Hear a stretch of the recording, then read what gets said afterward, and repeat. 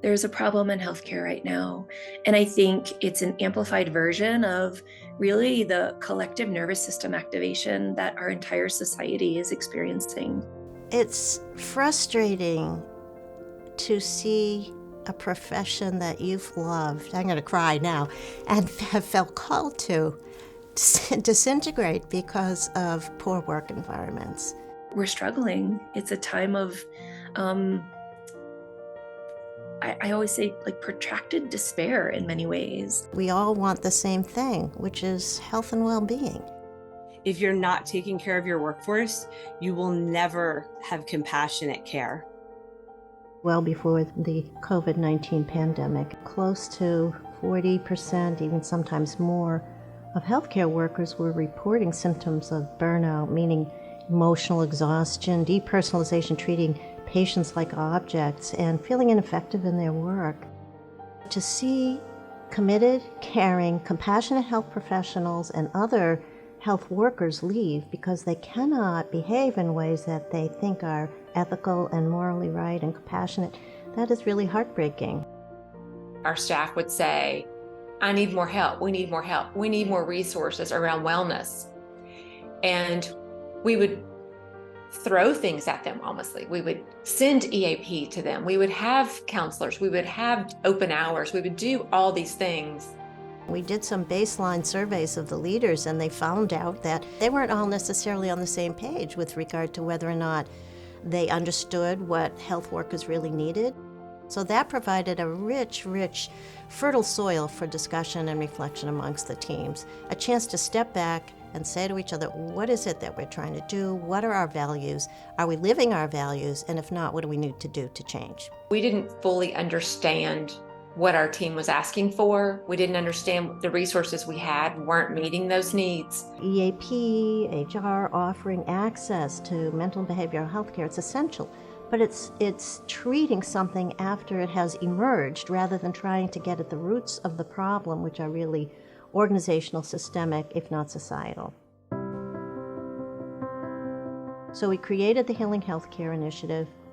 We began by looking at what are the frameworks are there? How do you create an organizational culture that's actually based on compassion that will enable people to provide the kind of care they want to provide, which is compassionate, equitable, safe, and effective.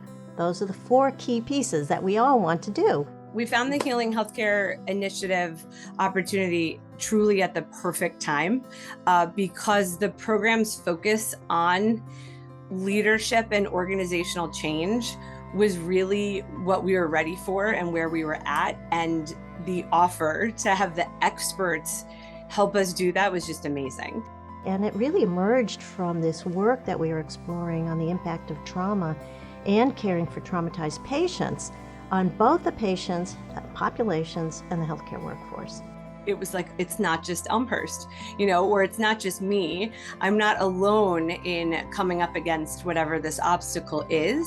And then just, amazing having all of these minds that are so dedicated to healing healthcare.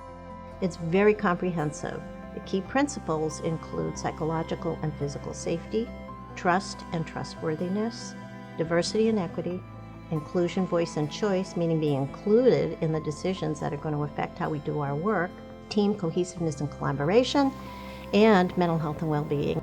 The opportunity this initiative has given us to just be connected to one another and reflect and process and distill the learnings from where we've been in order to inform where we know we need to go has been a gift to our entire organization. HHI is definitely a change agent for the good, for the positive, because it starts with leadership. This is where we're starting. Culture and change comes from the leaders. Your teams will follow. And this really is giving us the tools, as well as a community of other organizations to work with, to learn from.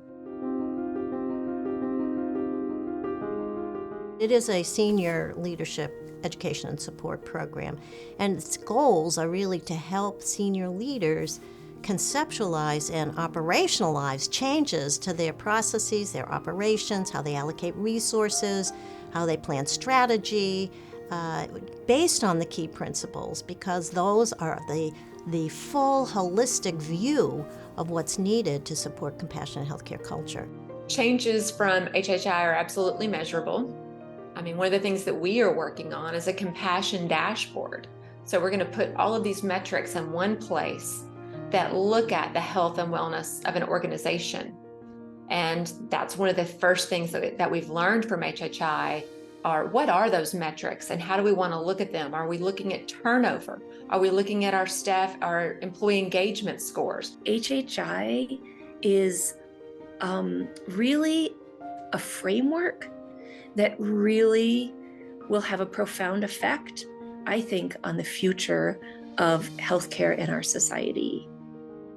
I would like to, above all else, extend my absolute gratitude to the Schwartz Center for developing the HHI initiative, for selecting Elmhurst to participate, to partnering with us, to being with us on this journey.